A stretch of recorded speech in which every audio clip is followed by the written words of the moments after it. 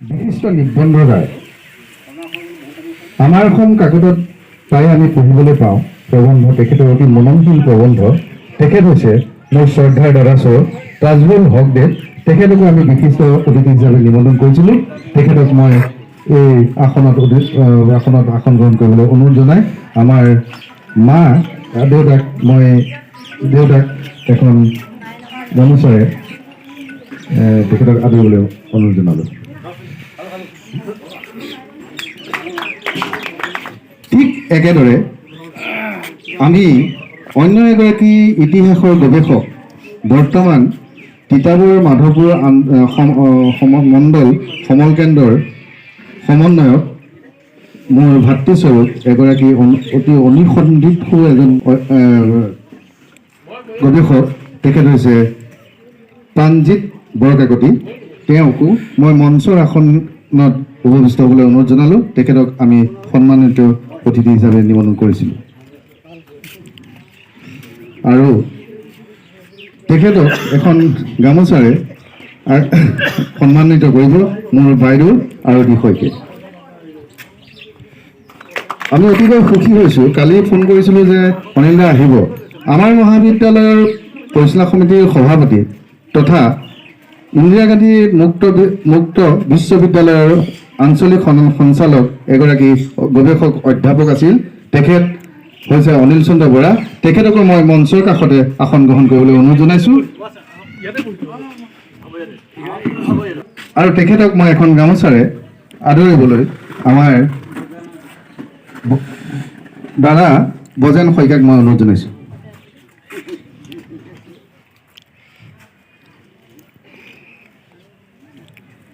ঠাইতে মই এখন গামোচাৰে আদৰিবলৈ মই মোৰ মাক অনুৰোধ জনাইছোঁ। সেয়া হৈছে মৰিয়নি অঞ্চলৰ, কালি বৰ ধুনীয়া এটা মৰিয়নি অঞ্চলৰ কাৰণে খুব সুখৰ খবৰ। অসম ভিত্তিত নাট্য প্ৰতিযোগিতাত কিংকু ক্লাবে দ্বিতীয় স্থান পাইছে আৰু সেই নাট্যগোষ্ঠীটোৰ অন্যতম গঢ়ি ধৰোঁতা মোৰ দাদাস্বৰূপ শিক্ষক, প্ৰাক্তন শিক্ষক নেকিবুল ইছলাম দেৱক মই ঠাইতে এখন গামোচাৰে আদৰিবলৈ মই মাক অনুৰোধ জনালোঁ।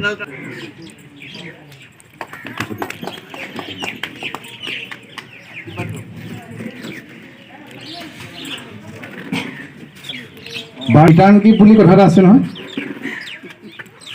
গতিকে সেই অমীয়াটোকে মই সদায় গ্ৰহণ কৰি আছোঁ কৃতজ্ঞতা পত্ৰ। তেখেতসকলে যে আপোনালোক আহিছে, প্ৰত্যেকজন ব্যক্তিয়ে মোৰ কাৰণে অতি শ্ৰদ্ধাৰ, আজীৱন মোৰ কাৰণে শ্ৰদ্ধাৰ। তৎসত্ত্বেও আজি এই সভাখন যে আমি আৰম্ভ কৰিছোঁ, তেখেতসকলক মই কৃতজ্ঞতা পত্ৰ এখন দিবলৈ বিচাৰিছোঁ আৰু এই কৃতজ্ঞতা পত্ৰখন দিব আমাৰ হাৰিচুজ জামাল দেৱক, আমাৰ পল্লৱী, মোৰ গৃহিণী পল্লৱীয়ে আৰু মোৰ ভণ্টি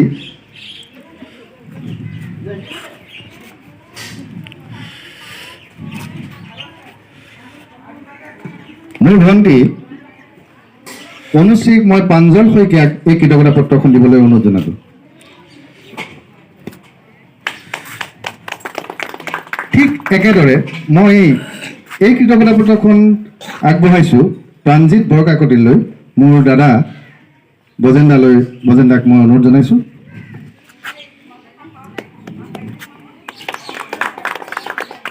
একেদৰে আজি প্ৰথম আমাৰ গৃহত তেখেত আহিছে মাননীয় তাজবুল হকদেৱ, বিশিষ্ট নিবন্ধকাৰ, ৰজাবাৰী, যোৰহাট। আৰু এইখন পত্ৰ মই দিবলৈ মোৰ বন্ধু ৰাণা বৰাক অনুৰোধ জনাইছোঁ আৰু আশা ৰাখিছোঁ ইয়াৰ যোগেদি আমি নতুন শৃংখলৰ বান্ধোন সৃষ্টি হ'ব। গতিকে এই আশাৰে মই কাৰ্যসূচী ভাগ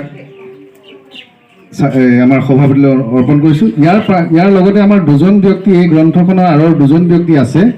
এজন হৈছে আমাৰ মহাবিদ্যালয়ৰ দৰ্শন বিভাগৰ অধ্যাপক সীমান্ত বৰা, তেওঁ আহি আছে বুলি কৈছে, আৰু এজন আছে মনোজ শৰ্মা, তেওঁ এই প্ৰূফখিনি চাই দিছিলে।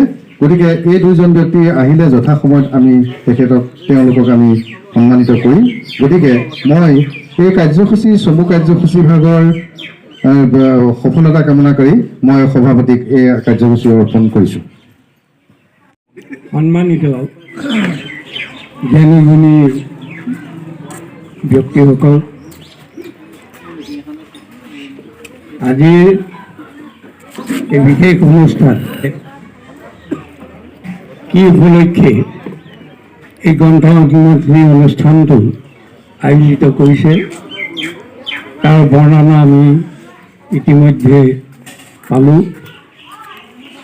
আৰু এই সভালৈ অহাৰ আগতে মোৰ দৃষ্টি আছিল যে সৰুদৈ কুটিৰ আৰু সৰুদৈ নিলয় আসনত বহি থাকোঁতে এই কথাটো দৃষ্টিগোচৰ হ'ল আৰু দুই তিনিগৰাকীৰ ভিতৰত সেই কথাটো প্ৰশ্ন হৈছে। যিহেতু সৰুদৈ কুটিৰ আৰু সৰুদৈ নিলয় দুটা বাক্য আমি দেখিবলৈ পাইছোঁ, কিন্তু প্ৰৱেশদ্বাৰ একেটাই। যিকি নহওক আমাৰ ভাতৃপ্ৰতিম অতি শ্ৰদ্ধা আৰু মৰমৰ অঞ্জন শইকীয়াদেৱে তাৰ এটা বিশ্লেষণ দিলে। আমি এই বিষয়ত বুজি পালোঁ আৰু তাৰ কাৰণে আৰু প্ৰশ্ন কৰিবলগীয়া নাই, আমি বুজি পাই সন্তোষিত হ'লোঁ। যিসকলে আজি এই বিশেষ অনুষ্ঠানটোলৈ সভাখনৰ তাৎপৰ্যই হওক বা যিসকল ব্যক্তি আমন্ত্ৰিত হৈ তেখেতসকলে এই অনুষ্ঠানটোত উপস্থিত থকা এটা সৌভাগ্যপূৰ্ণ পৰিৱেশৰ সৃষ্টি কৰিছে। এই সকলোলৈকে এই অনুষ্ঠানটোত সভাপতিৰ দায়িত্ব এই অৱদানক দিয়াৰ কাৰণে মই এটা বৰ বিশেষ ভাল পোৱা নাই। যিহেতু ইয়াত যিসকল গুণী জ্ঞানী ব্যক্তি আছে সেইসকলৰ ভিতৰত অন্য এগৰাকীক যদি এই সভাপতিৰ দায়িত্বটো দিলেহেঁতেন মই নিজে ভাৱে আনন্দ পালোহেঁতেন। যিকি নহওক সভা এখন পৰিচালনা কৰিবলৈ যাওঁতে দীঘল আৰু ছুটি কোনো কথা নাই। বিশিষ্ট ব্যক্তিসকলেও আহিছে, তেখেতসকলৰ বক্তব্য আমি শুনিম আৰু ইয়াৰ পৰা যিটো বাৰ্তা যাব লাগে সেইটো আমি আশা ৰাখিম। গতিকে সভা এখন পৰিচালনা কৰিবলৈ যাওঁতে সভাপতিয়ে নিশ্চয় সভাখন সুচাৰুৰূপে পৰিচালনা কৰিবলৈ যাওঁতে উপস্থিতিটো আমি পালোৱেই, আৰু সহযোগিতা নহ'লে এখন সভা কেতিয়াও সফলভাৱে ৰূপায়ণ কৰিব পৰা নাযায়। যি কি নহওক মই সকলো ইয়াত উপস্থিত থকা সকলো ব্যক্তিকে, ইয়াত গুণী জ্ঞানী ব্যক্তিসকল আছে, শিক্ষাবিদ আছে, বহু বিশিষ্ট লোক আছে, সকলোকে মই মোৰ আন্তৰিক শ্ৰদ্ধা জ্ঞাপন কৰি সভাপতিৰ কাৰ্যসূচী আগুৱাই নিব যাবৰ কাৰণে প্ৰচেষ্টা হাতত ৰাখিম। এতিয়া আছে সভাৰ উদ্দেশ্য ব্যাখ্যা কৰিব আমাৰ অঞ্জন শইকীয়াদেৱে। যেই নহওক নালাগে, যি কি নহওক সভাৰ উদ্দেশ্য ব্যাখ্যা আগতে প্ৰকাশ কৰিছে, গতিকে আমি সভাৰ উদ্দেশ্য ব্যাখ্যাৰ পৰা আঁতৰি আহিছোঁ। গ্ৰন্থ এতিয়া আছে উন্মোচন। আমাৰ যিখন গ্ৰন্থ উন্মোচন কৰিব আপোনালোকে ইতিমধ্যে জ্ঞাত হৈছে যে বিনয় প্ৰতিভূ বহাৰ ভূ। লেখক আমাৰ সকলোৱে শ্ৰদ্ধাৰ ইতিহাসবিদ, আমাৰ বিশিষ্ট ইতিহাসবিদ, বুৰঞ্জীবিদ চিনামৰা মহাবিদ্যালয়ৰ প্ৰতিষ্ঠাপক অধ্যক্ষ আৰু এই গ্ৰন্থখন উন্মোচন কৰিব অধ্যাপক প্ৰাঞ্জল শইকীয়াদেৱে। আৰু তেখেত হ'ল সহকাৰী অধ্যাপক গোলাঘাটাঞ্চল মহাবিদ্যালয়। গতিকে মই প্ৰাঞ্জল শইকীয়াদেৱক যোগ জনাইছোঁ। মই মোৰ সেৱা জনাইছোঁ। পোনপ্ৰথমেই আচলতে সৰুদৈ কুটীৰত এইদৰে আমি সমবেত হ'বলৈ পাই নিজকে ধন্য মানিছোঁ। আজিৰ এই গ্ৰন্থ উন্মোচনী সভাৰ সন্মানীয় সভাপতি মহোদয়, মঞ্চত উপবিষ্ট বৰেণ্য ব্যক্তিসকল, শ্ৰদ্ধাৰ আনন্দ শইকীয়া ছাৰ, চিনামৰা মহাবিদ্যালয়ৰ অধ্যক্ষ মহোদয়, মোৰ দিগদৰ্শক হিচাপে থকা আমাৰ ডক্টৰ ৰঞ্জন শইকীয়া ছাৰকে প্ৰমুখ কৰি সকলোলৈকে মই সেৱা জনাইছোঁ। আচলতে গ্ৰন্থ উন্মোচন কৰিব পৰাকৈ মোৰ কিবা যোগ্যতা আছে বুলি মই নাভাবোঁ। তথাপিও মই আশা কৰোঁ আপোনালোক সকলো নিশ্চয় জানে যে অসমৰ বৌদ্ধিক জগতৰ আচলতে এটা খুব চিনাকি নাম আনন্দ শইকীয়া দেৱ। তেখেতৰ কলমেদি নিগৰি অহা আমি বহুকেইখন গ্ৰন্থ ইতিমধ্যে বহু সমাদৃত হৈছে। আমি দেখিবলৈ পাইছিলোঁ তেখেতে মৰিয়নিৰ ইতিহাস লিখি উলিয়াইছিল।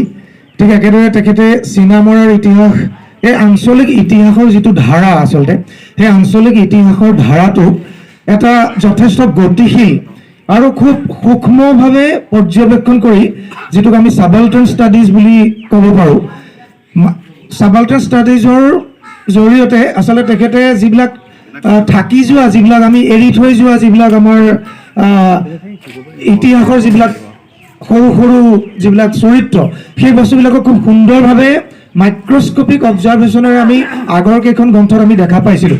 খুব সুন্দৰভাৱে তেখেতে দেখুৱাইছিল যে কোনটো বস্তু কিদৰে মানে সংযোগ কৰিব লাগে, ক'ত বিয়োগ কৰিব লাগে। এই কথাটো আমি সাধাৰণতে দেখিবলৈ পাওঁ যে ইতিহাস গ্ৰন্থবিলাকত সাধাৰণতে একপক্ষীয় আমি দেখা পাওঁ কিছুমান ক্ষেত্ৰত, যে শাসকীয় পক্ষৰ ফালৰ পৰা যদি ইতিহাস ৰচনাৰ আমি ধাৰাটো লক্ষ্য কৰোঁ, তেতিয়া আমি দেখিম যে তাত কিছুমান বস্তু এৰি থৈ যাবলৈ চেষ্টা কৰে। ঠিক একেদৰে বিভিন্ন এংগলত নেশ্যনেলিষ্ট হিষ্টৰিয়ানৰ মটিভেশ্যনটো বেলেগ, মাৰ্কছিষ্ট হিষ্টৰিয়ানৰো মটিভেশ্যন বেলেগ থাকে, ছাবালটাৰ্ন ট্ৰেণ্ডৰো বেলেগ থাকে। ঠিক একেদৰে কিন্তু মই ছাৰৰ যেতিয়া মই গ্ৰন্থকেইখন মই অধ্যয়ন কৰিছিলোঁ, এই শেহতীয়াকৈ 2024 চনত তেখেতে আৰু এখন গ্ৰন্থ প্ৰকাশ কৰিছিল। সেইখন আছিল আমাৰ অসমীয়াৰ ৰূপৰেখা, আমাৰ নামঘৰ বুলি আছিল, নামঘৰ, হয়। মই সেই গ্ৰন্থখনো পঢ়িছিলোঁ। তেখেতে খুব সূক্ষ্মভাৱে আচলতে বৰ অসমখন গঢ়াৰ ক্ষেত্ৰত এই গুৰুজনাৰ যি সৃষ্টি, আমাৰ নামঘৰ, সেই নামঘৰক খুব সুন্দৰভাৱে উপস্থাপন কৰিবলৈ তেওঁ সেইখন গ্ৰন্থৰ জৰিয়তে সক্ষম হৈছিল। আৰু এইদৰে মই ভাবোঁ ভৱিষ্যতৰ দিনতো তেখেতৰ কলমেদি আমি আৰু অধিক এনেধৰণৰ তথ্য সমৃদ্ধ গ্ৰন্থ আমি পাম বুলি আশা কৰিছোঁ। লগতে এই গ্ৰন্থখন যিখন হৈছে আমাৰ বিনয় প্ৰতিভূ বহাৰ পুৰু, মই ভাবোঁ গ্ৰন্থখন আমাৰ শংকৰদেৱৰ সহযোগী যিজন মাধৱদেৱৰ ওপৰতে গ্ৰন্থখন ৰচনা হৈছে বুলি মই অনুমান কৰিছোঁ। মই গ্ৰন্থখন যিহেতু হাতত এই মুহূৰ্তলৈকে মই পঢ়া নাই, মই এই কথাখিনিকে কৈ পেলাই মই ছাৰৰ ভৱিষ্যত মানে আৰু যাতে তেখেতে আমাক এনেধৰণৰ অৱদান দি যায়, আৰু বিশেষ মই কথা কৈ আৰু দীঘলীয়া কৰিব বিচৰা নাই।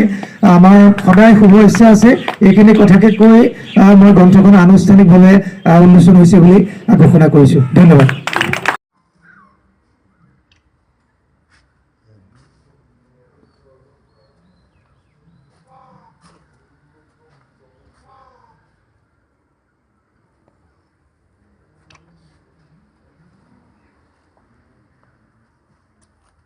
তাজুল হক চাহাব ইয়াত আছে আমাৰ মাজত। তেখেত নিবন্ধকাৰ ৰজাবাৰী দিয়াৰ কাৰণে মই অনুৰোধ জনাইছোঁ। উপস্থিত গণ্যমান্য ব্যক্তিসকল, তেনেকৈ মিটিঙত কথা কোৱাৰ খুব অভ্যাস মোৰ নাই, আৰু যি ক'ম চমুকেই ক'ম, আপোনালোকে চিন্তা কৰিব নালাগে। আজি এইখন গ্ৰন্থৰ উন্মোচনী সভালৈ যে মোক নিমন্ত্ৰণ কৰিলে, তাৰ বাবে মই অঞ্জন শইকীয়া প্ৰমুখ্যে আটাইকে মই কৃতজ্ঞতা জনালোঁ। আজি গ্ৰন্থখন উন্মোচন হ'ল, এইখন খুব জৰুৰী কথা, যিখিনি আমি জানিব লাগে, যিটো আমাৰ পৰম্পৰা, যিখিনি আমাৰ অতীত ইয়াত সোমাই আছে, এই বিষয়ে যিমান প্ৰচাৰ হ'ব লাগিছিল হয়তো সিমান প্ৰচাৰ হোৱা নাই। শংকৰদেৱৰ প্ৰতিও সিমান প্ৰচাৰ হৈছে বুলি মই নাভাবোঁ, যিমানটো প্ৰচাৰ হ'ব লাগিছিলে। আজি ধৰক সৰ্বভাৰতীয় ক্ষেত্ৰত আপুনি দেখিব অন্য মহাপুৰুষসকলৰ যেনেকুৱা প্ৰচাৰ চলিছে, যেনেকুৱা কিতাপ কাগজ ওলাইছে, আমাৰ ঠিক সিমানটো যেন হোৱা নাই এনেকুৱা এটা অনুভৱ হয়। হয়তো মোৰ অজ্ঞাতে হ'বও পাৰে, মই নাজানো। কিন্তু আজি এই মঞ্চত মই এটা কথা আপোনালোকক ক'ব খুজিছোঁ, মহাপুৰুষ শংকৰদেৱে আমাক কি শিকাই গৈছিল? আমাক উদাৰপন্থী পথ ল'বৰ কাৰণে আমাক অনুপ্ৰেৰণা যোগাইছিল। এতিয়া যুগটোত এনেকুৱা এটা হৈছে যে ধৰ্মৰ বান্ধোনৰ মানুহবিলাকে অন্ধ হৈ পৰিছে। ঠিক এইটো আমাৰ এটা উত্তৰণৰ সময়। আমি ইয়াৰ পৰা বান্ধটোৰ পৰা ওলাব লাগিব। আমি উদাৰপন্থী যদি পথ নলওঁ তেতিয়াহ'লে আমি গুৰুজনাক অপমান কৰা হ'ব। এই গুৰুজনাই যি শিক্ষা দিছিল তাত কোনো ধৰ্মৰ ভেদভাৱ নাছিল, সেইটো সকলোৱে জানে, সেইখিনি আৰু মই বৰ্ণনা কৰিবলৈ নাযাওঁ। কিন্তু উদাৰপন্থী যদি আমি হ'ব নোৱাৰোঁ আৰু উদাৰপন্থী মনোভাৱ আমি যদি আনিব নোৱাৰোঁ তেতিয়াহ'লে আমি অসমখনত সেই অতীতৰ যিটো এটা মধুময় যুগ আছিল সেই যুগটোৰ কথা আমি ভাবিবও নোৱাৰোঁ। তাৰ কাৰণে আমি নিজে নিজৰ ভাগত আমি এই উদাৰপন্থী যিটো লিবাৰেল বুলি কয় ইংলিছত, লিবাৰেল, আপুনি এই সম্বন্ধে বহুত কিতাপ পাব। সেই কিতাপবিলাক আপোনালোকে অধ্যয়ন কৰিলে দেখিব। Y I M A liberal বুলি এখন কিতাপ আছে ইংৰাজীত, সাগৰিকা ঘোষে লেখা, যথেষ্ট ডাঙৰ কিতাপ। সেইখন কিতাপ আপোনালোকে পঢ়িলেও বহুত উপকৃত হ'ব। এনেকুৱা লিবাৰেল থটৰ বহুত কিতাপ আমি পঢ়া আৱশ্যক একচুৱেলি। এইখিনিকে মই আপোনালোকক ক'লোঁ, মোৰ বিশেষ ক'বলগীয়াও নাই আৰু ইমান মই মানে কথা কোৱাৰ মোৰ অভ্যাসো নাই। গতিকে কিবা দায়িত্ব যদি হৈছে আপোনালোকে ক্ষমা কৰিব। ধন্যবাদ। আমাৰ হক চাহাবে বক্তব্য ৰাখিলে আমাৰ অনুৰোধত, তাৰ কাৰণে তেখেতক ধন্যবাদ জ্ঞাপন কৰিছোঁ। কিন্তু সভা পৰিচালনা কৰোঁতে মই এটা মোৰ হেৰিলৈ আহিছে যে গ্ৰন্থখন উন্মোচন কৰা হ'ল, কিন্তু আনুষ্ঠানিকভাৱে ভিতৰত অকণমান ক'ৰপৰা কেনেকৈ বিষয়বস্তুবিলাক আছে অকণমান গ্ৰন্থ উন্মোচকে এইখিনি প্ৰকাশ কৰি দিলে আমাৰ আনুষ্ঠানিকভাৱে গ্ৰন্থখন উন্মোচন হ'ল বুলি আমি আমাৰ দায়বদ্ধৰ পৰা হাত সাৰিব। ধন্যবাদ। আচলতে আনন্দ শইকীয়া ছাৰে তেখেতে গ্ৰন্থখনৰ শিৰোনাম দিছে বিনয় প্ৰতিভু বহাৰ পু মহাপুৰুষ শ্ৰী শ্ৰী মাধৱদেৱৰ জীৱন বৃত্তান্ত 1489 খ্ৰীষ্টাব্দৰ পৰা 1594 খ্ৰীষ্টাব্দৰ সময়ছোৱাক লৈ। গ্ৰন্থখন প্ৰকাশ কৰিছে মোহন চন্দ্ৰ মহন্ত সমাজ বিজ্ঞান অধ্যয়ন গৱেষণা কেন্দ্ৰ, চিনামৰা মহাবিদ্যালয়, চিনামৰা। গ্ৰন্থখনৰ তেখেতে সূচীপত্ৰত মাধৱদেৱ সম্পৰ্কত মাধৱদেৱৰ উপৰিপুৰুষ সম্বন্ধে 10 পৃষ্ঠাৰ তেখেতে এটা প্ৰবন্ধ সন্নিৱিষ্ট কৰিছে। দ্বিতীয়তে ব্ৰহ্মপুত্ৰই আনিলে গোবিন্দগিৰিলৈ নতুন জীৱন যাত্ৰা। তৃতীয় তেখেতৰ লেখাটো হৈছে মাধৱদেৱৰ জন্ম আৰু শৈশৱৰ কিছু স্মৰণীয় কাহিনী। চতুৰ্থতে আছে নতুন জীৱন যাপনৰ অনুসন্ধানত মাজিৰ ঘৰত মাধৱদেৱৰ 18 বছৰীয়া অভিজ্ঞতা। গ্ৰন্থখন মই ভাবোঁ যথেষ্ট আকৰ্ষণীয় হ'ব বুলি মোৰ অনুমান হৈছে। উৰ্বশীৰ বিবাহ সম্পন্ন আৰু পিতৃৰ সৈতে মাধৱৰ বন্দুকা যাত্ৰা। আচলতে মই শংকৰদেৱ সম্পৰ্কত যথেষ্টখিনিতো হৈছে কিতাপ পত্ৰ, কিন্তু মাধৱদেৱ সম্পৰ্কত কিন্তু যিমান হ'ব লাগিছিলে সিমান নাই হোৱা যেন আমি অকণমান অনুভৱ হয়। মোৰ এইটো এটা ডাঙৰ এটা মানে কাম হৈছে বুলি মই ভাবিছোঁ। ঠিক একেদৰে বন্দুকাত পিতা পুত্ৰৰ অৱস্থান, বন্দুকাৰ পিতৃৰ ভেটি মাটি এৰি মাধৱৰ জন্মস্থান অসমলৈ প্ৰত্যাগমন। আন এটা খণ্ডত তেখেতে লিখিছে শ্ৰীমন্ত শংকৰদেৱৰ সান্নিধ্য লাভ আৰু মাধৱদেৱৰ ধৰ্ম দৰ্শনৰ আমূল পৰিৱৰ্তন। চিৰকুমাৰ মাধৱদেৱ আন এটা তেখেতৰ লেখা। ঠিক একেদৰে ৰজাঘৰীয়া বিচাৰত মাধৱৰ প্ৰাণ ৰক্ষা, হৰি জোৱাইৰ প্ৰাণদণ্ড।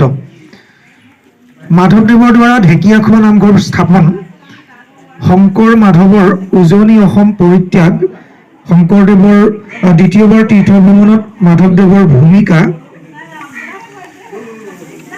মাধৱদেৱক উত্তৰাধিকাৰী ঘোষণাৰ পাছত গুৰুজনাৰ দেহাৰ যাত্ৰা, গুৰুজনাৰ মহাপ্ৰয়াণৰ পাছত মাধৱদেৱে সন্মুখীন হোৱা প্ৰত্যাহ্বান, মাধৱদেৱৰ সাহিত্য কৃতিৰ পৰিচয়, গুৰু দুজনাৰ সাদৃশ্য আৰু বৈসাদৃশ্য, মাধৱদেৱৰ মহাপ্ৰয়াণ আৰু সহায়ক গ্ৰন্থপঞ্জীও তেখেতে ইয়াতে সন্নিৱিষ্ট কৰিছে। মই ভাবোঁ মই পূৰ্বৰ অভিজ্ঞতাৰ পৰাই মই এই কথাটো ক'ব খোজোঁ যে গ্ৰন্থখন দেখাত কলেবৰটো যদিও সৰু হৈছে, কিন্তু গ্ৰন্থখনত মই ভাবোঁ ভুৰুকাত হাতী এনচাৰে ভৰাইছে। এইটো এইটো আমি নিশ্চিন্ত থাকিব পাৰোঁ। এইখিনিয়ে ছাৰ, মই অকণমান উনুকিয়াই দিলোঁ আৰু আশা কৰিম গ্ৰন্থখন আমাৰ পঢ়ুৱৈ সমাজে আদৰি ল'ব আৰু আমাক বহুতো নতুন আচলতে যিবিলাক আমাৰ উজ্জ্বল হৈ থকা আমাৰ তথ্য আমাক পোহৰলৈ আনিবলৈ সহায় হ'ব বুলি মই আশা কৰিছোঁ আৰু ছাৰৰ দীৰ্ঘ জীৱন কামনা কৰিছোঁ। লগতে আৰু আমাক যাতে ভৱিষ্যতৰ দিনত ইয়াতকৈও অধিক তেখেতে আমাক অৱদান দি যাব পাৰে, তাকে ঈশ্বৰৰ ওচৰত প্ৰাৰ্থনা জনাইছোঁ। ধন্যবাদ। হয়, প্ৰাঞ্জল শইকীয়া দেৱলৈ পুনৰ ধন্যবাদ জনাইছোঁ। এতিয়া যে সন্মানিত অতিথিৰ বক্তব্য, শ্ৰীযুত প্ৰাণজিৎ বৰকাকতিদেৱ, তেখেত মণ্ডল মাধৱপুৰ মণ্ডল সমল কেন্দ্ৰ, তিতাবৰ শিক্ষা কেন্দ্ৰ, তেখেতক অনুৰোধ জনাইছোঁ তেখেতৰ বক্তব্য।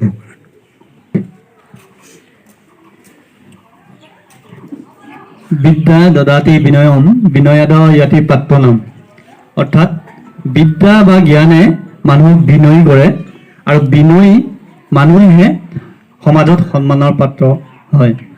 আজি মই এই মৰিয়নি অঞ্চলৰ সৰুদৈকুটিৰ যি বাসগৃহ, এই বাসগৃহলৈ আহি মোৰ মনত প্ৰথমে মোৰ এইটোৱেই মনলৈ আহিছে যে সমাজত যিসকল লোকে ভাল কাম কৰি আছে তেওঁলোকে কিন্তু মূৰটো বোৱাই যায় বা ধোৱাই থাকে। আজি এই বিনয় পুথিলো বহাৰপুৰ যি গ্ৰন্থ উন্মোচনী সভা, এইখন আচলতে কেৱল গ্ৰন্থ উন্মোচনী সভাই হৈ থকা নাই। ইয়াত এজন পিতৃৰ যে পুত্ৰৰ প্ৰতি স্নেহ, এজন পিতৃৰ পুত্ৰৰ প্ৰতি দায়বদ্ধতা, এখন সমাজৰ প্ৰতি দায়বদ্ধতা আজি প্ৰতিফলিত হৈছে আৰু তাৰ পৰা আমি এই নৱপ্ৰজন্মই আমি দুটা কথা শিকিব পাৰিছোঁ। যিটো আমি কিতাপৰ পৰা আহি মৰিয়নিলৈ আহি আমাৰ যে আজি খুব বহুকেইটা প্ৰগ্ৰেম শইকীয়া ডাঙৰীয়াৰ মৰে আছিলে, কিন্তু তাৰ মাজতে আহি আমি আজি অনুভৱ কৰিছোঁ যে আমি আহি খুব ভাল কাম কৰিলোঁ আৰু বহুত কথা আমি শিকিলোঁ, যিটো কথা আমাৰ পাঠ্যপুথিয়ে শিকাব নোৱাৰে। আজি এই গ্ৰন্থ উন্মোচনী সভাৰ সন্মানীয় আমাৰ সভাপতি ডাঙৰীয়া, আমাৰ শইকীয়া ছাৰ, হক ছাৰ, আমাৰ শ্ৰদ্ধা বৰা ছাৰকে সমুখ্য কৰি এই মৰিয়নিৰ বিদ্যুৎ সমাজ বহি আছে সন্মুখত। আজি আমাৰ বুৰঞ্জী, বিশেষকৈ ইয়াত থকা বেছিভাগ লোকে বুৰঞ্জীৰ ছাত্ৰ, মই নিজেও এজন বুৰঞ্জীৰ ছাত্ৰ। এতিয়া বুৰঞ্জীত আমি সাধাৰণতে পঢ়িবলৈ পাওঁ বা আমি যেতিয়া বুৰঞ্জীৰ মাজলৈ সোমাই যোৱা নাছিলোঁ, তেতিয়া বুৰঞ্জী মানে আমাৰ মনলৈ আহিছিল ৰজা মহাৰজাৰ কাহিনী। বুৰঞ্জী মানে আছিল আমাৰ দিল্লী, কলকাতা বা আমাৰ গুৱাহাটী, দিছপুৰ, আমাৰ ৰংপুৰৰ কাহিনী। আচলতে বুৰঞ্জী মানে যে সেইটো নহয়, বুৰঞ্জী মানে সেই নাগাজাংকাৰ ভিতৰুৱা গাঁওখনৰ কাহিনী, বুৰঞ্জী মানে সেই পুখুৰীয়া গাঁওখনৰ কাহিনী, বুৰঞ্জী মানে আমাৰ নকছাৰীৰ ভিতৰত মগুৱৈ কাহিনীও যে সোমাই আছে, এটা অঞ্চলৰ এখন বুৰঞ্জী যে সোমাই আছে, সেই কথাখিনি ইতিমধ্যে আমাৰ শইকীয়া ছাৰে কৈ গৈছে যে এই কথাখিনি আমাৰ শ্ৰদ্ধাৰ শইকীয়া ছাৰৰ দৰে যিসকল বুৰঞ্জীবিদ আছে, এই বুৰঞ্জীবিদসকলে আমাৰ নৱপ্ৰজন্মক শিকাই গৈছে। আৰু যিটো ট্ৰেণ্ড ইতিমধ্যে আৰম্ভ হৈছে, এই ট্ৰেণ্ডটোত তেওঁলোকে যি অৱদান আগবঢ়াইছে, এই অৱদান সঁচাকৈ অতি অমূল্য অৱদান। গতিকে মই শইকীয়া ছাৰলৈ ধন্যবাদ জ্ঞাপন কৰিছোঁ। তেওঁ এইটো বয়সতো তেওঁ এইখন কিতাপ লিখিবলৈ যাওঁতে তেওঁ যিকেইখন কিতাপ, আজি 9খন কিতাপ পঢ়িবলগীয়া হৈছে। তেওঁতো বহুত কিতাপ লিখিছে, গতিকে প্ৰতিখন কিতাপ লিখিবলৈ যাওঁতে তেওঁ প্ৰতিখন কিতাপৰ লিখাৰ আগতে তেওঁ 10-12খন কিতাপ পঢ়ি গৈছে। গতিকে তেওঁ এই বয়সতো অধ্যয়ন অব্যাহত ৰাখিছে, যিটো আমিও শিকিব লাগে। আমাৰ অধ্যয়ন বিমুখিতা আছে, আমাৰ মোবাইলে আমাৰ অধ্যয়ন নাইকিয়া কৰিছে। এই কথাখিনিও এই গ্ৰন্থ উন্মোচনী সভাত আমি নৱপ্ৰজন্ম, যিসকল আমি নৱপ্ৰজন্ম আছোঁ, জ্যেষ্ঠসকলেতো ইতিমধ্যে তেওঁলোকে যথেষ্ট তেওঁলোকে জীৱনৰ জ্ঞান অৰ্জন কৰিছে, গতিকে আমি শিকিবলৈ পাইছোঁ। শইকীয়া ছাৰ কেৱল আমাৰ যোৰহাট জিলাৰ সম্পদ নহয়, শইকীয়া ছাৰ কেৱল মৰিয়নিৰ নহয়, শইকীয়া ছাৰ আমাৰ অসমৰ সম্পদ। এইটো ইতিমধ্যে আমাৰ অশোক ছাৰে কৈ গৈছে যে এইটো অলপ প্ৰচাৰ বিমুখৰ কাৰণে আমাৰ থাকি গৈছে। গতিকে ইয়াত যিসকল আমাৰ প্ৰচাৰৰ লোক আছে তেওঁলোকক আহ্বান জনাম যে মৰিয়নিটোতে এজন সম্পদ সোমাই আছে, যেনেদৰে বোকাত সম্পদ সোমাই থাকে, যে আমাৰ ভাৰতৰ বিভিন্ন ইতিহাসবিদসকলৰ লগত আমাৰ যাতে ভৱিষ্যতে আনন্দ শইকীয়া ছাৰৰ নামো যাতে সন্নিবিষ্ট হয়, তাৰ বাবে আমি মৰিয়নিবাসীয়ে চেষ্টা কৰা উচিত।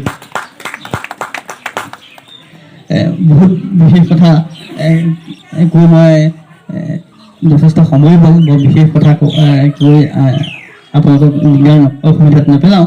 শেষত মই আমাৰ শ্ৰদ্ধাৰ অঞ্জনদালৈ জন্মদিনৰ শুভেচ্ছা জ্ঞাপন কৰিছোঁ আৰু সন্মুখত বহি থকা সকলোলৈ মই প্ৰণাম জনাই, জ্যেষ্ঠসকললৈ প্ৰণাম জনাই, কনিষ্ঠসকললৈ মৰম জনাই মই ক'বলগীয়াখিনি ইমানতে সামৰিছোঁ। ধন্যবাদ, নমস্কাৰ। দেৱৰ বক্তব্যত আমাৰ শইকীয়া ছাৰৰ সম্পৰ্কত যথেষ্টখিনি আমাক অৱগত কৰিলে আৰু সেইখিনি প্ৰকাশ হোৱাত আমি সঁচাই নথৈ আনন্দিত হৈছোঁ। তেখেতলৈ আমাৰ ধন্যবাদ থাকিল। ইয়াৰ পিছতে আমাৰ মাজত আচলতে লেখকৰ সম্পৰ্কত বা আমাৰ তেখেতৰ সন্তান অঞ্জন শইকীয়াৰ সম্পৰ্কত বা তেখেতসকলে আয়োজিত কৰা বিভিন্ন সভাত আমি এজন ব্যক্তিক সদায় দেখি আহিছোঁ।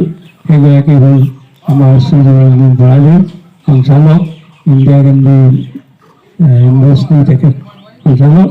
গতিকে তেখেতৰ পৰা আমি অকণমান আশা ৰাখিছোঁ তেখেতৰ বক্তব্যই আমাক আনন্দ দিব। ধন্যবাদ। সন্মানীয় সভাপতি প্ৰমুখ্যে উপস্থিত জ্যেষ্ঠ আৰু গুণীজ্ঞানী ব্যক্তিবৃন্দ, পোনপ্ৰথমে মই ডক্টৰ অঞ্জন শইকীয়াক আজি জন্মদিনত তেখেতক শুভেচ্ছা জনাইছোঁ। তেখেতে জন্মদিন বুলি আমাক কোৱা নাই আগতে, আজিহে আহি গম পালোহি। যি কি নহওক, এইদৰে তেখেতে আগবাঢ়ি যাওক, জীৱনৰ যি কৰ্ম হাতত লৈছে সেই কৰ্মবোৰ কৰি যাওক। আৰু আমাৰ শইকীয়া ছাৰৰ, আনন্দ শইকীয়া ছাৰৰ বিষয়ে বহু কথাই ক'বলৈ থাকে। মই প্ৰায় 14 চনৰ পৰা লগ পাইছোঁ, 2014 চনৰ পৰা।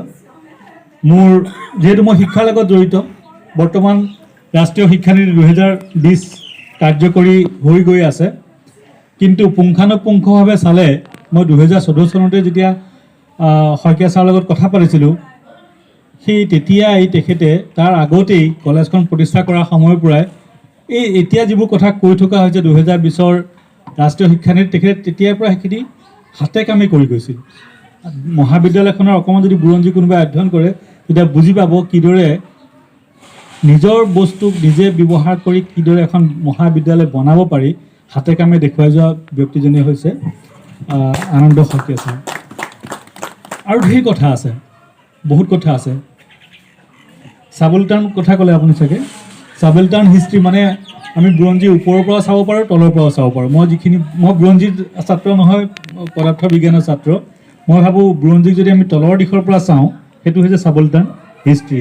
সৰু সৰু গোটসমূহক অধ্যয়ন কৰি আমি কেনেদৰে সেইখিনি সংগঠিত কৰি বুৰঞ্জী কৰিব পাৰোঁ, সেই দিশত আগবঢ়া আনন্দ শইকীয়া ছাৰ।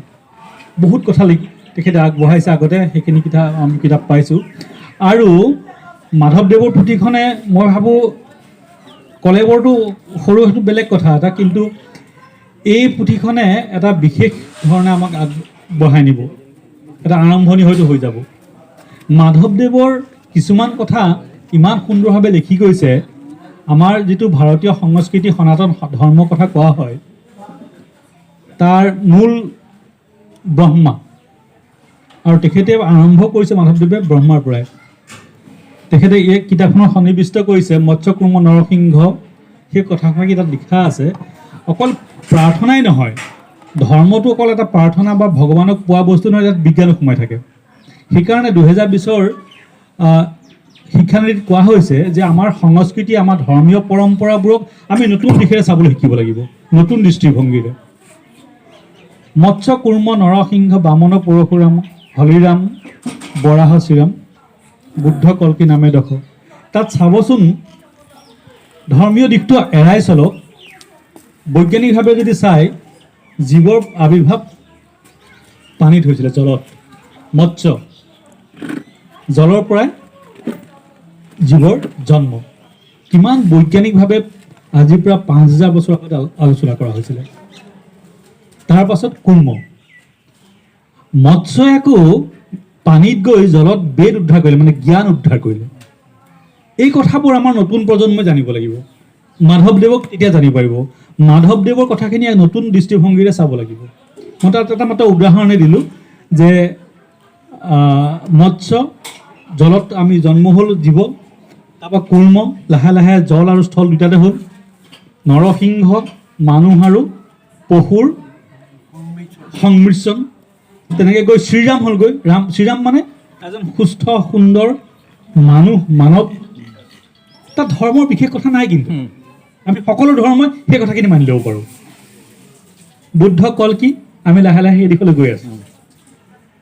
ইমান সুন্দৰকৈ সনাতন ধৰ্মত আমাৰ সংস্কৃতিৰ কথাবোৰ লেখা হৈ আছিল, সেইবোৰক যদি আমি নতুন দৃষ্টিৰে চাওঁ, মই সিদিনাখন কলেজতো কৈছিলোঁ যে কেমেৰা, AI কেমেৰা, আপুনি এই দৃশ্যটো গ্ৰহণ কৰি আছে, ইয়াত যদি অস্বাভাৱিক ঘটনা এটা ঘটে, সেই ঘটনাটোহে মাত্ৰ যদি জমা কৰিব পৰা হয়, তেতিয়াহ'লে জমা কৰা ঠাইটুকুৰা কম লাগিব। এনেই সাধাৰণতে ঘটি থকা ঘটনাখিনি জমা কৰি লাভ, সেইটোৱে AI কেমেৰা বনোৱা হৈছে। আৰু তাৰ মূল কনচেপ্টটো ক'ত আছিলে?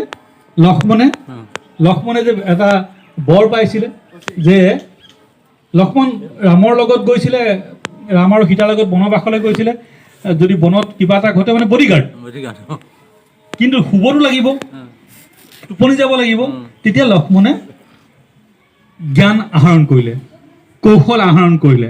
তেওঁ শুই থাকিব, কিন্তু চকুটো মেল খাই থাকিব। যদি স্বাভাৱিক ঘটনা ঘটি থাকে, চকুৰো মেল খাই থাকিব, তেওঁ নিদ্ৰামগ্ন হৈ থাকিব। যদি অস্বাভাৱিক ঘটনা এটা ঘটে, লগে লগে চকুটোৱে ব্ৰেইনক ক'ব যে তুমি উঠা। এইটো কিমান বিজ্ঞান লুকাই আছে। এই বিজ্ঞানবোৰ আমি ধৰ্মীয় দিশৰ পৰা চোৱাতকৈও আমি বৈজ্ঞানিক দৃষ্টিভংগীৰে তাক চাব লাগিব। তেতিয়াহে সেই সংস্কৃতি, সেই সনাতন, সেই ভাৰতীয় দৰ্শনক আমি নতুন প্ৰজন্মই নতুনভাৱে ব্যৱহাৰ কৰিব পাৰিম। তেনেকুৱা বহুত কথা আছে, ক'লে শেষেই নহ'ব। যেনেকৈ আৰু সমুদ্ৰ মন্থন, সাগৰ মন্থন। সাগৰ মন্থনটো জীৱন মন্থন।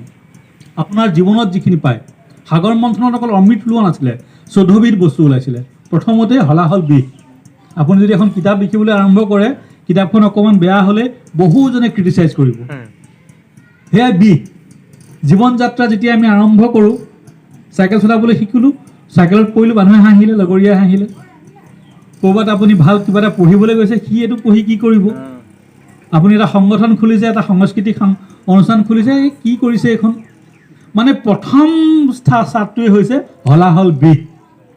সেয়াই ওলাইছিলে সাগৰ মন্থনত প্ৰথম। তাৰপাছত একাধিক্ৰমে কামধেনু ওলালে। কামধেনু মানে আমি কাম কৰিব লাগিব। কামধেনু এনেকুৱা এটা বস্তু, তাৰ পৰা সকলো পোৱা যায়।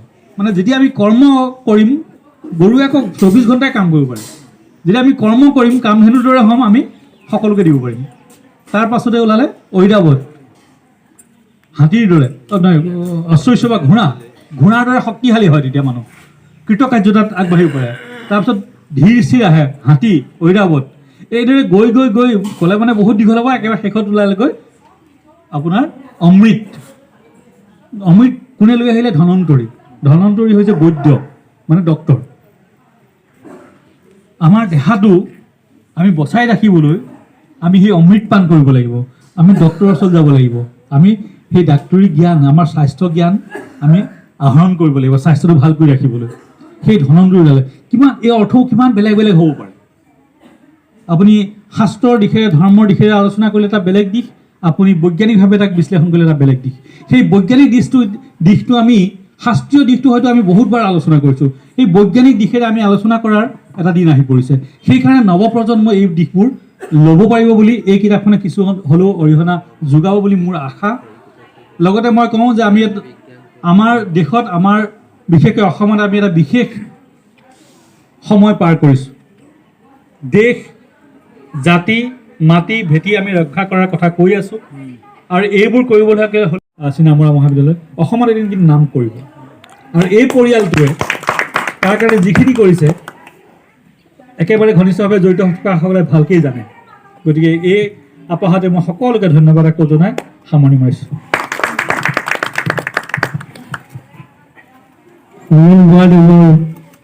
হৃদয়স্পৰ্শী ভাষণ গৱেষণামূলক কথা যিখিনি বক্তব্যত প্ৰকাশ পালে ভাষা নাই কেনেকৈ ধন্যবাদ জনাওঁ তথাপিতো আমাৰ ফালৰ পৰা আপোনাক ধন্যবাদ কৃতজ্ঞতা জনাইছোঁ আৰু আপুনি এটা শেষত কথাটো কোৱা মই বৰ আনন্দ পাইছোঁ এটা কাৰণেই যে আমাৰ নিচিনা মানুহ অঞ্জন শইকীয়ালৈ বহু আশীৰ্বাদ আছে বহু আশা আছে আৰু মোৰে এখন গ্ৰন্থ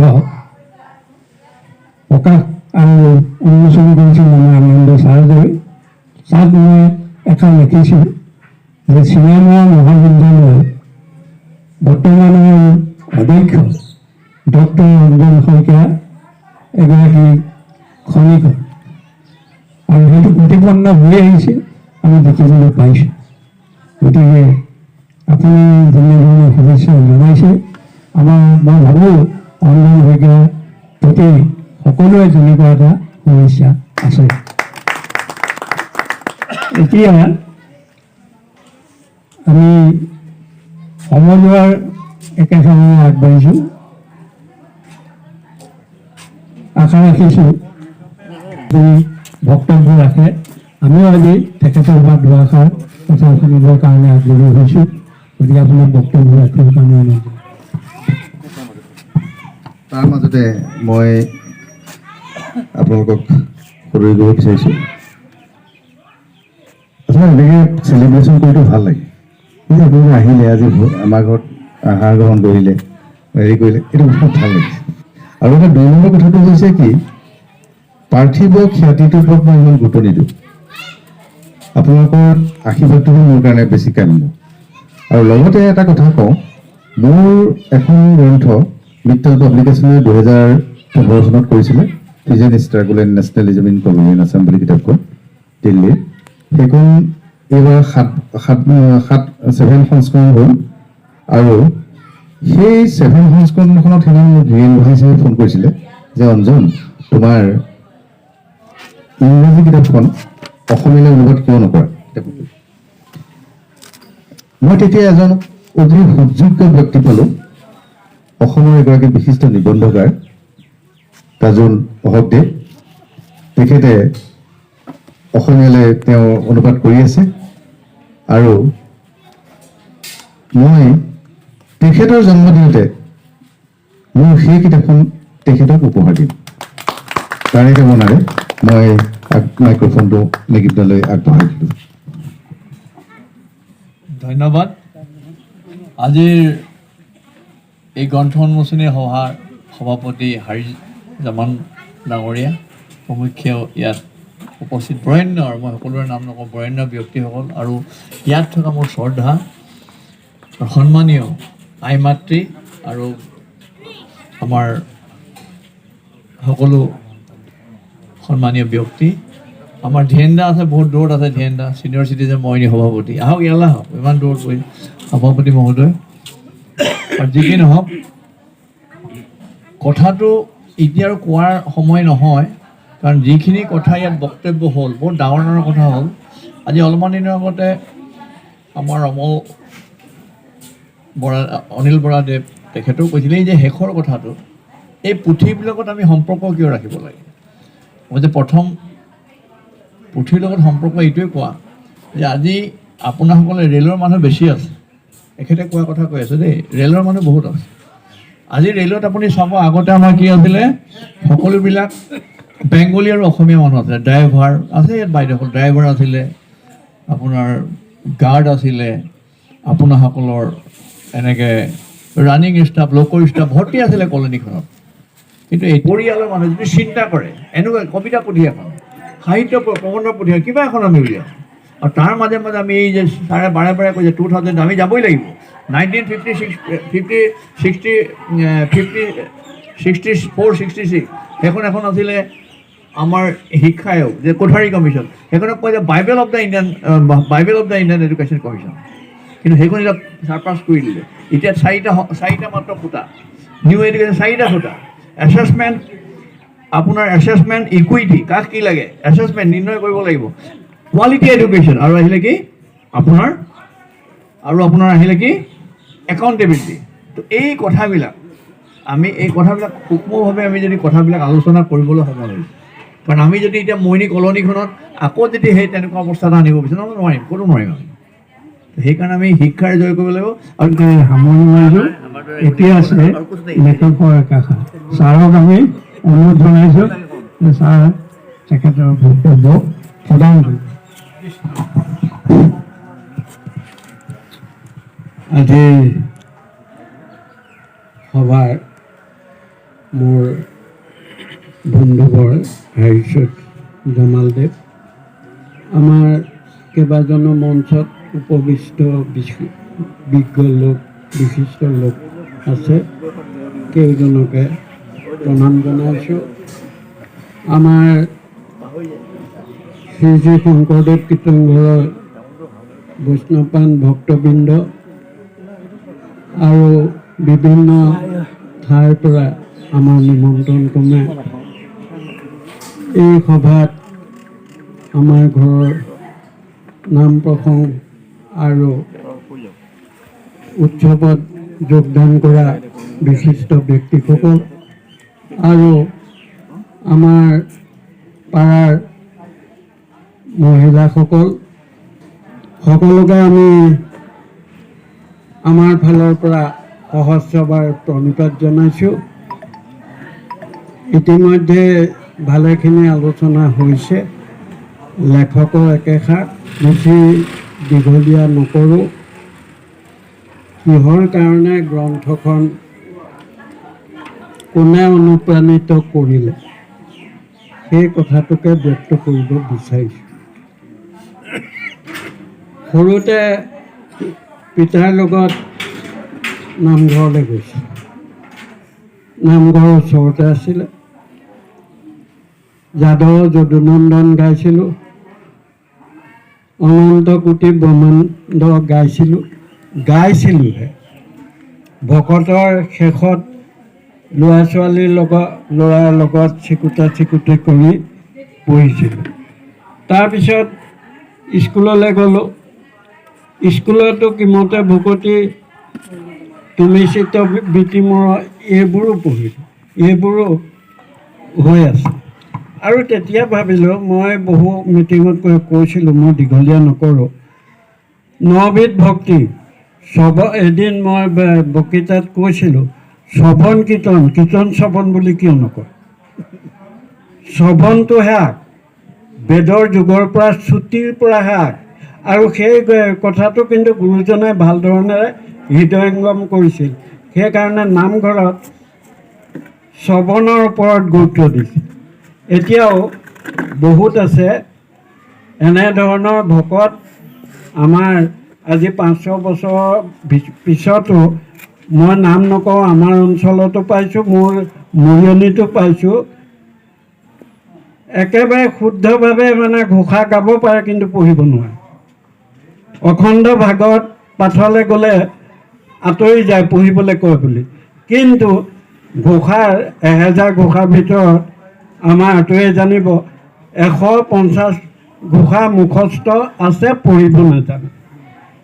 সেইটো হ'ল শ্ৰৱণৰ শক্তি। সেই শ্ৰৱণৰ শক্তিটো মই বৰ দীঘলীয়া কৰিবলৈ মন যোৱা নাই। এইদৰে কোৱা হয়। মই দেখিলোঁ শংকৰৰ ওপৰত বহুত চৰ্চা হৈছে, সেইটো পিছৰ কথা, কিন্তু এই সৰু গ্ৰন্থখনত কিন্তু ভাল ধৰণে তেওঁলোকে আছে। শংকৰদেৱ কিন্তু ৰাজকীয়ভাৱে জন্মগ্ৰহণ কৰা, ভূঞাৰ ঘৰৰ, আৰু এইজনৰ বাপেক বাংলাদেশৰ, বন্দুকা বাংলাদেশৰ, আৰু গোবিন্দগিৰি সেই বাংলাদেশৰ। এই মানে ভূঞা ভাগটো তাত থাকি আহিলে, এভাগ ইয়ালৈ আহিলে। আৰু গোবিন্দগিৰি মনৰ কষ্ট পাই নিজৰ পুতেকক এৰিলে, পৰিবাৰ এৰি আহি বৰদোৱা ওলালেহি। বৰদোৱাতে আকৌ দ্বিতীয় বিবাহ কৰিলে, দ্বিতীয় বিবাহ কৰি কছাৰীয়ে খেদাই দিলে। ব্ৰহ্মপুত্ৰতে হ'ল নতুন জীৱন বুলি যে কৈছোঁ। এই আহি মই কোনোবাই বদলি কৰি দিলে, মানে হৰিচিঙা ঘৰৰ ভাড়াঘৰ, বোলে ভাড়াঘৰ শব্দটো নিদিব, ভাড়াঘৰ তেতিয়া নাই, হৰিচিঙাহে উদ্ধাৰ কৰি আনি তাত হেৰি কৰিলে। আৰু কি আলিপন এজনৰ 120 বছৰীয়া জীৱন। এই দুইজনৰে কিন্তু আটাইতকৈ সংঘাতপূৰ্ণ জীৱনটো হ'ল মাধৱদেৱৰ। আৰু সেই মাধৱদেৱৰ চমু বৃত্তান্ত ইয়াত হেৰি কৰিছোঁ।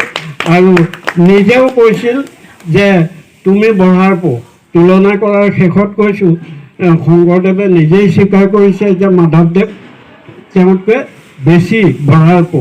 সেইকাৰণে দুইটা তুলনাটো বৰ ডাঙৰকৈ হেৰি কৰিছোঁ।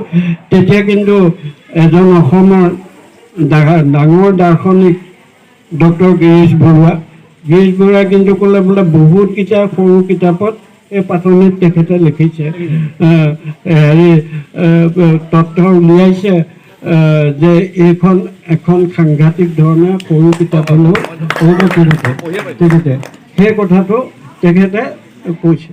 এইখিনি কথা মই আৰু বৰ দীঘলীয়া কৰি আপোনালোকক আমনি দিব নিবিচাৰোঁ। আপোনালোকৰ মানে চৰণত সেৱা জনাইছোঁ। আৰু গিৰীশ বৰাই এটা কথা বৰ লিখিছে যে শইকীয়া সদায় দুজন গুৰুৰ প্ৰতি সদায় সেৱা কৰে। তাতে তেওঁ লেখাত সেই লাইনটো মোৰ বৰ ভাল লাগিলে যে এইবাৰ অন্ততঃ বৃদ্ধকালত মাধৱদেৱৰ ওচৰত গুৰু ঋণ স্বীকাৰ কৰিছোঁ এই কিতাপখনৰ যোগেদি।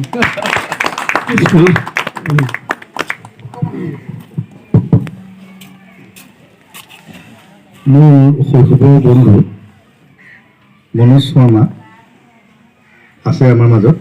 এই কিতাপখনৰ গোটেই যিটো প্ৰুফ আৰ্হিপাত, প্ৰুফখিনি চাই দিয়াৰ অন্যতম ব্যক্তি।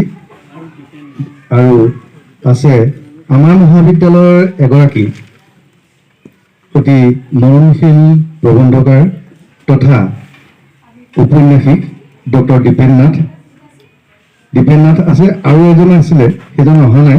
দুয়োজনকে মই মঞ্চৰ কাষলৈ আহিবলৈ অনুৰোধ জনাইছোঁ। পিছত মোক মনা কৰিলে যে আমি মনোজ মোতকৈ অকণমান ডাঙৰ, সৰুৰ পৰা কিন্তু একেলগে পঢ়িছিলোঁ, খেলা ধূলাৰ পৰা আৰম্ভ কৰি। বোলে বয়সটো নকবি, জন্মদিন পাতিবি, বয়সটো নকবি।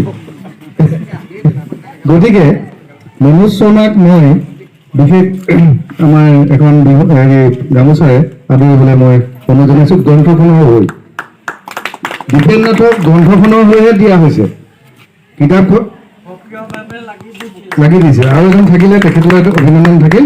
গতিকে দুয়োজনৰ এই যাত্ৰা হেৰি হওক, বয়সটো মই নকৰোঁ। আমাৰ গ্ৰন্থ লিখক শইকীয়া ছাৰে তেখেতৰ লেখকৰ ভাষণত তেখেতে কৈ আছে যে চমুকৈ ক'ব লাগে, দেৰি পলম হৈছে। কিন্তু এইটো কথা নহয়। তেখেতৰ বক্তব্যত, লেখকৰ বক্তব্যত যিখিনি কথা শংকৰদেৱৰ এবং মাধৱদেৱৰ ভোকত ছুটিকৈ কোৱাটো আমি দুখে পাইছোঁ। তেখেতে যিখিনি কিতাপ আকাৰত মাধৱদেৱৰ সম্পৰ্কত ভিতৰত কি আছে আমি এতিয়াই চাইছোঁ। স্পৰ্শ কৰিবলৈ পোৱাই নাছিলোঁ। বা বিনয় প্ৰতিমূ মৰাৰ পৰ ভিতৰত গৰ্ভত কি আছে সেই কথাটো আমাৰ গ্ৰন্থ উন্মোচন শইকীয়াদেৱেও মোক কৈছে। ভিতৰত কি আছে আমি নাজানো। যি কি নহওক তেখেতে ভালকৈ অলপ প্ৰকাশ কৰিলে। তেখেতৰ অকল বক্তব্যত আৰু দীঘলীয়া কৰাৰ অকণমান আমি বেয়া নাপালোহেঁতেন। মই অন্ততঃ কিছু কথা জানিব পাৰিলোহেঁতেন। সেইখন যি কি নহওক, এই সভাপতি আসনৰ বা আমাৰ সন্মুখত যিসকল ব্যক্তি উপস্থিত থাকি এই সভাখন পৰিচালনা কৰাত যি সহায় সহযোগিতা আমি কৰিলে তাৰ কাৰণে প্ৰথম আনন্দিত হৈছোঁ। আৰু আমাৰ মাজত গ্ৰন্থ উন্মোচক আমাৰ সন্মানীয় ভয়কাগতী তাৰ পৰা প্ৰায় পাই থকা আমাৰ ইউনিয়ন সঞ্চালক ডাইৰেক্টৰ আমাৰ অনিল মহাদেৱ, তাৰপিছত আজি নতুনকৈ এগৰাকীৰ লগত চিনাকি হৈ নাম পাই আছোঁ, পঢ়ি আছোঁ, কিন্তু সন্মুখীন হ'বলৈ আজি উপলাই এই সুবিধাটো আমাক দিয়াৰ কাৰণে ভাল লাগিছে। সেইকাৰণে বিশেষ একো নকওঁ। আমাৰ গিৰীশ বৰুৱাদেৱে এই পাতনিত এটা কথা লিখিলে এই চমু কথাটো কৈ মই মোৰ মন্তব্য সামৰণি মাৰিম। লিখিছে ভগৱানৰ প্ৰিয় শিষ্যক মহন্ত বোলা হয়। লিখিছে মাধৱদেৱ এজন পৰম মহন্ত।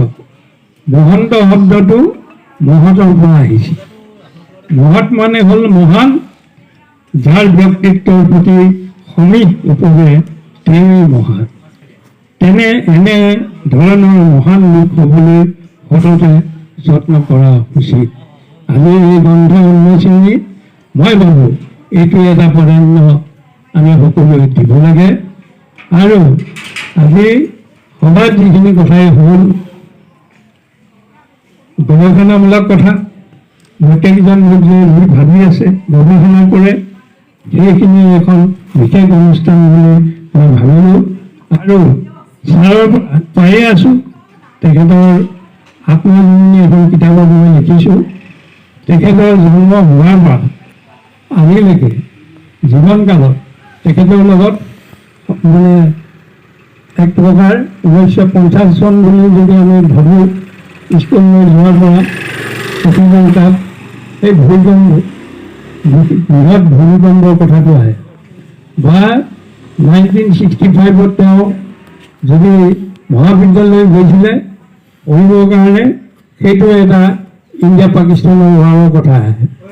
তাৰপিছত 1972 তেখেতে ভিক্টোৰিয়া মহাবিদ্যালয় আহিছিলে। সেই সময়তো আপোনাৰ বাংলাদেশৰ জন্ম এইটো ইতিহাস কিছুমান আছে। এই কথাবোৰ মানে তেখেতৰ জীৱন কাহিনী লিখিবলৈ এই কিছুমান কথা পাইছিলোঁ। উপস্থিতিৰ যিখিনি বৰঙণি অনুষ্ঠানত পাবলৈ পাইছোঁ বুলি মই ভাবিছোঁ। গতিকে সকলোকে মই অশেষ ধন্যবাদ জ্ঞাপন কৰিছোঁ। আৰু আজি এই অনুষ্ঠানৰ বিনয় প্ৰতিমূৰ্তি ভঙাটো যি গ্ৰন্থ উন্মোচন হ'ল, সেই সভা মই মন্তব্য এইটোৱে প্ৰকাশ কৰিলোঁ সকলোকে। আৰু আনন্দ শইকীয়া সকলো তেওঁ ঘৰৰ সদস্য সকলো মই কৃতজ্ঞতা জ্ঞাপন কৰিছোঁ। এতিয়া শলাগুৰি শৰাই আছে, শলাগুৰি আমাৰ অঞ্জন শইকীয়া।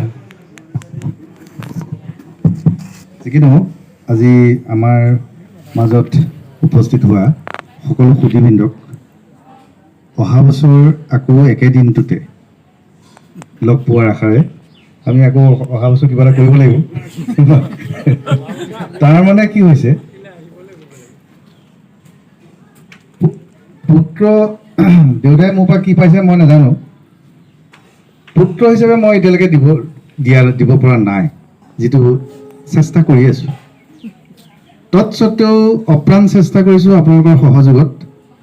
আহি থকা দিনবিলাকত কি দিব পাৰোঁ ক'ব নোৱাৰোঁ। দেউতাই মোক এটা সময়ত কৈছিল যে মই MA, you must be PhD। গতিকে PhDও হ'লোঁ, ভাল ভাল বিশ্ববিদ্যালয়ত পঢ়িলোঁ, গৱেষণা বৃত্তি পালোঁ, JRF পালোঁ, জুনিয়ৰ ৰিচাৰ্চ ফেলোশ্বিপ পালোঁ, সকলো পালোঁ। এতিয়া দেউতাই কৈছে বোলে তই নহয় আৰু এটা লাগিব, পষ্ট ডক্টৰেটটো ইতিমধ্যে মই এডমিশ্যন ল'লোঁ দিল্লী বিশ্ববিদ্যালয় আৰু কল্যাণী বিশ্ববিদ্যালয়ত। নাজানো কি হ'ব পাৰে। ডিগ্ৰীটো ডাঙৰ কথা নহয়, সমাজ জীৱনত কেনেধৰণে আমি বৰঙণি আগবাঢ়িছোঁ সেইটোহে ডাঙৰ কথা। মোৰ ডিগ্ৰী, মই ডক্টৰেট হয় নে নহয় সেইবিলাক মোৰ বিষয় নহয়। মই সমাজ জীৱনৰ প্ৰতিজনে একো একোটা মুকুতা। কাৰণ মোৰ আইতাই সেই সময়ত একো পঢ়া নাছিলে, কিন্তু 12টা বজাত কীৰ্তন ঘৰ মুচি 64 চনত গুৱাহাটী বিশ্ববিদ্যালয়ত পঢ়াবলৈ মৰিয়নি ৰেলত চাইকেলেৰে আনিছিল। তেখেতসকল মোতকৈ কিন্তু মই PhD হ'লোঁ মোতকৈ বহুত ওপৰত। গতিকে মই আশা ৰাখিছোঁ আমি অহা দিনবিলাকত মাটিৰ মৰণত নিমজ্জিত আমাৰ বৃহত্তম নাগৰিকসকল অহা দিনবিলাকত প্ৰতিটো প্ৰত্যুষত আমি যেন মিলিত হ'ব পাৰোঁ সংহতিৰ বিশাল পতাকাত। সেই আশাৰে পুনৰ সকলোকে শ্ৰদ্ধা জনাই আমাৰ গৃহত উপস্থিত হোৱাৰ বাবে আপোনালোক সকলোকে মোৰ শতকোটি প্ৰণিপাত জনাই আজি এই মঞ্চখন শেষ হৈছে বুলি ঘোষণা কৰি দিলোঁ। ধন্যবাদ।